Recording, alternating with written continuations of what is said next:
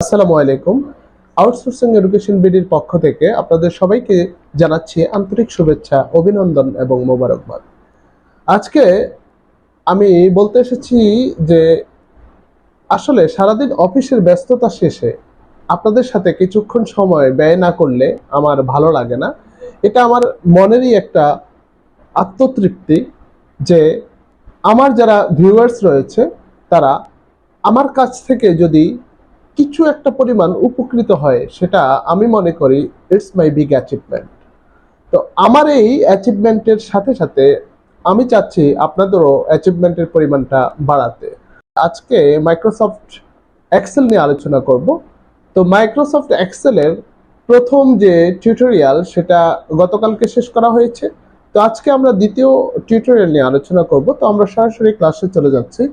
ওকে, আজকে দ্বিতীয় টিউটোরিয়ালে আমরা যে বিষয় নিয়ে আলোচনা করব সেটা হচ্ছে মাইক্রোসফট এক্সেলের। গত ক্লাসে আমরা মাইক্রোসফট এক্সেলের একটা এক্সেল শিট কিভাবে ওপেন করতে হয় সেই জিনিসটা দেখেছি, এবং কিভাবে রিনেম করতে হয় সেই জিনিসটা দেখেছি, এবং এক্সেল শিটের ভিতরের যে অবস্থাটা সেটা আমরা আপনাদেরকে দেখিয়েছি। তো আজকে আপনাদের সাথে মাইক্রোসফট এক্সেলের দ্বিতীয় টিউটোরিয়ালে আমি আপনাদেরকে দেখাচ্ছি হচ্ছে এই যে উপরে আপনারা দেখতে পাচ্ছেন, এটা হচ্ছে মাইক্রোসফট এক্সেলের ওয়ার্কশিট। আর প্রত্যেকটা ওয়ার্কশিটে আমরা দেখতে পাচ্ছি টোটাল শিট, 3টা শিট তৈরি করা থাকে। তিনটা শিট অলরেডি ডিফল্ট হিসেবে থাকে।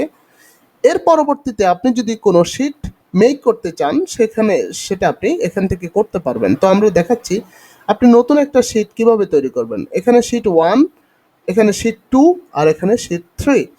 এখন যদি আপনি শিট 4 তৈরি করতে চান সেক্ষেত্রে আপনি এখানে অলরেডি এখানে লেখা আছে insert worksheet shift plus F11। আপনি শিফট চাপ দিয়ে F11 যদি চাপ দেন আপনার কিবোর্ডের, তাহলে আপনার এখানে একটা নতুন করে ওয়ার্কশিট তৈরি হবে। তো আমরা কিবোর্ডের শিফট এর সাথে F11 চাপ দেওয়ার সাথে সাথে দেখেন 4 নম্বর ওয়ার্কশিটটা প্রথম দিকে তৈরি হয়ে গেল। এই যে 4 নম্বর ওয়ার্কশিটটা আমরা দেখতে পেলাম যে 4 নম্বর ওয়ার্কশিট তৈরি হয়ে গিয়েছে। এবার আসেন আমরা আরেকটা পদ্ধতিতে এখানে ওয়ার্কশিট বৃদ্ধি করতে পারি, সেটা হচ্ছে এই যে সর্বশেষ যে ওয়ার্কশিটটা রয়েছে সেই ওয়ার্কশিটের উপরে আপনি মাউসের লেফট বাটন ক্লিক করবেন। লেফট বাটন ক্লিক করার পর আপনি এখানে দেখতে পারবেন যে এখানে ইনসার্ট নামে একটা শব্দ রয়েছে, ইনসার্টে ক্লিক করবেন। ইনসার্টে ক্লিক করার পর আপনি এখানে দেখতে পাবেন যে মুভ অর কপি, এরপরে মুভ টু এন্ড আপনি ক্রিয়েট আ কপি ক্লিক করবেন, নতুন আরেকটা ওয়ার্কশিট রেডি হয়ে যাবে।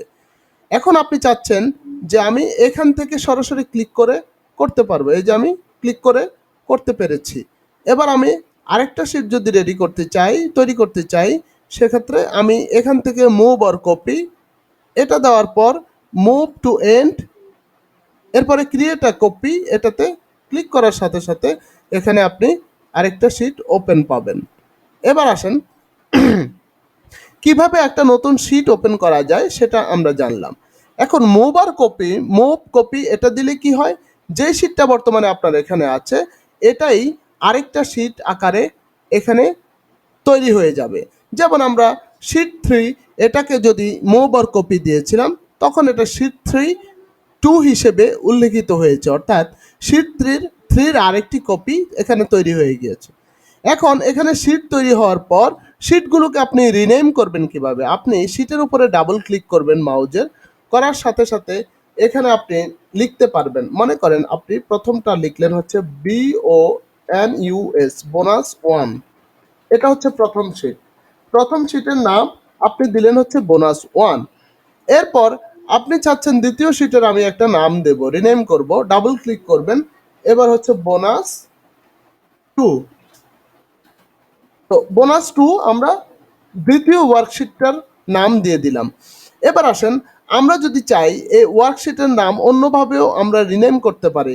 তো আমরা কি করব, এই বোনাস 1 এটার উপরে মাউজের লেফট বাটন ক্লিক করার পর এখানে অনেকগুলো অপশন দেখতে পাবেন। দেখার সাথে এখানে দেখেন রিনেম নামে একটা অপশন রয়েছে। এই রিনেম অপশনে ক্লিক করবেন।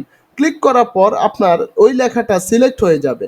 সিলেক্ট হওয়ার পর আপনি এখানে রিনেম করে দিতে পারেন যে ক্যালকুলেশন অফ বোনাস। ওকে, তো আমরা রিনেম করে এখানে ক্যালকুলেশন অফ বোনাস দিয়েছি। তো আমরা এখন শিখলাম কি, আপনার যে তিনটা ডিফল্ট শিট রয়েছে এই তিনটা ডিফল্ট শিটের সাথে আপনি আরেকটা বা আরেকটা বা আরও কয়েকটা আপনি শিট তৈরি করতে পারেন।